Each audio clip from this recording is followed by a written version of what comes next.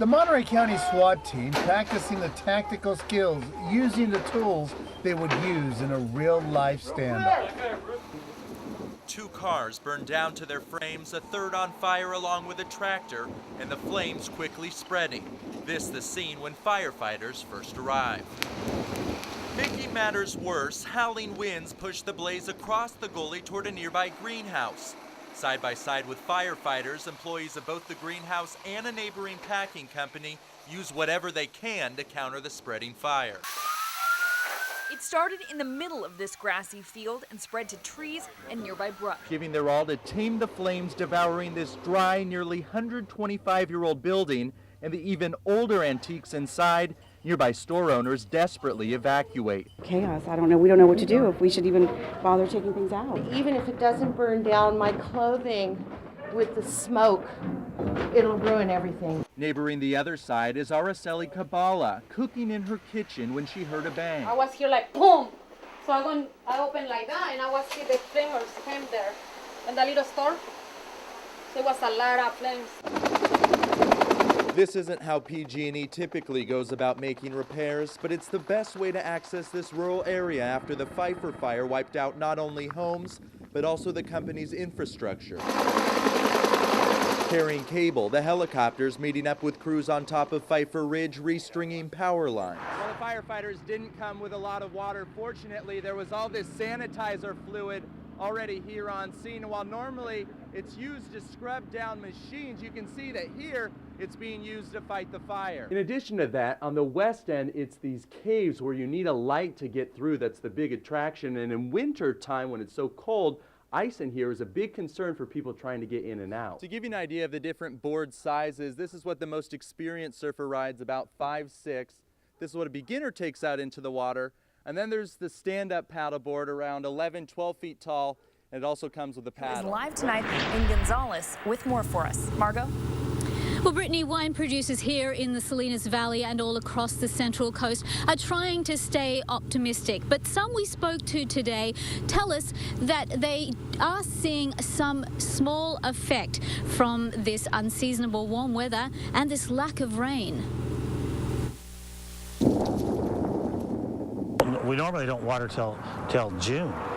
So this is the first time that I've ever had the water in the wintertime.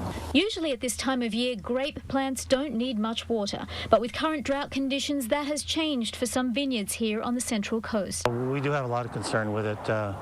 We're having to irrigate this time of year because there's no moisture in the soil profile. See Buchanugan right there? Wine producer John Buchanugan says he's worried about water supply for that irrigation. Water in our wells are quite a ways down, so we're going to have to be real frugal with our water this year. All of the sap and everything descends down into the roots. At Bernardus Winery in Carmel Valley, winemaker Dean DeCorth says so far the drought impact for them has been minimal, but unseasonal hot weather is causing vines to start budding earlier this year. Our vineyard manager, Matt Shea, who manages our personal vineyards here at the state, he's going to be pruning later in the year later in the season this year, so that we'll kind of try to delay the whole bud break and the whole growth cycle. Many of the vineyards in Carmel Valley and here in the Salinas Valley are more mature and well established. That means they use less water. But winemakers tell us because of the drought, this is not a good time for the planting of new vines. I think some of the people that are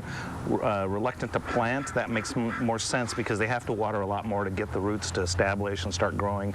So they really use a lot more water in the first year or two. Meanwhile, local wine producers say they are watching the weather closely and hoping for a yield as successful as this past season. We're keeping our fingers crossed that the drought will end. We're going to get enough rain. We'll never catch up, but anything will help right now. So. Now, winemakers say they won't see any real impact on the quality of the grape or the size of this year's crop until later in the season. That's around September or October. Brittany? High in the hills overlooking the scenic beauty of the Elkhorn Slough, Mark Silberstein is overseeing a massive habitat restoration. Here are trees that have been through the adaptive filters. They've evolved here. They can withstand the full range of conditions. whether it's drought or freezes or fires. On its 4,000 acres, the Elkhorn Slough Foundation has planted more than 30,000 plants and trees, all native to the area. We want to stack the deck in favor of using plants that have been here for a long time. Here it's oak trees. In spite of all the dry conditions, this plant is covered with new buds. And bunch grasses, whose roots reach down as far as 10 feet. So much of the mass of the plant is below ground.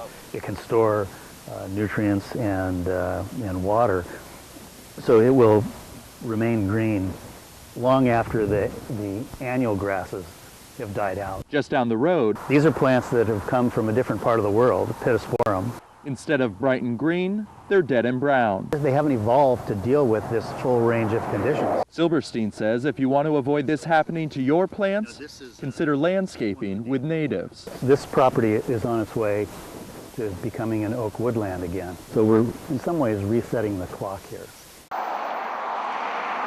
Along Sherwood Drive and underneath the overpass, there's a tent city made up of makeshift homes and old mattresses.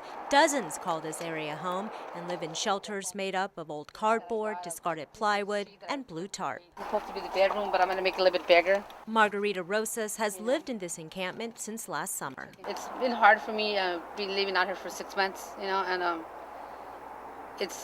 but I'm not going to leave myself be here. I'm going to get myself out of here. Rosas recently lost her job of 9 years as an overnight manager and cashier at Walmart. When she first moved into this area, she lived underneath the bridge overlooking Highway 101.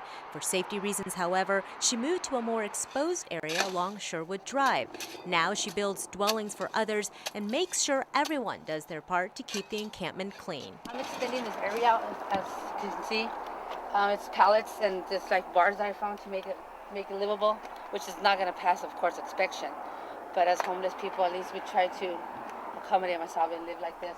City project manager Don Reynolds says the homeless population is mobile and moves place to place. We've been focusing a lot on Chinatown, and when we go in there and we conduct our sweeps, it causes a dispersal.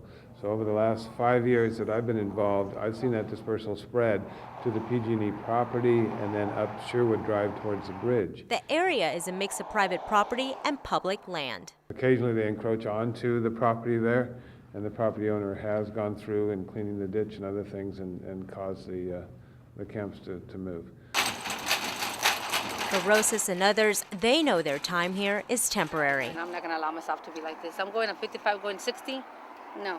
This is the weakest link, the most fragile population in our society, and we can't get better as a whole unless we take care of our neediest population. Sirens and applause to welcome a hero returning from war. Severely wounded in Afghanistan, Sergeant Brian Jurgens arrived to a huge crowd in Hollister Saturday. City residents, fellow vets, and even a former American Idol contestant were there to honour his service and break ground on the site of his new home. A gift from the organisation Homes for Our Troops. We're really excited to be able to raise our family here, and it's an amazing organization, so we're super thrilled. Brian was on his first deployment to Afghanistan in 2011 when an IED blew up the Humvee he was driving. He lost both legs below the knee and suffered traumatic brain injury. Now, after more than a year and a half of rehab, he can fully recover in his new custom-built residence. If that doesn't show the love of the country for what the soldiers are doing, I don't know what can.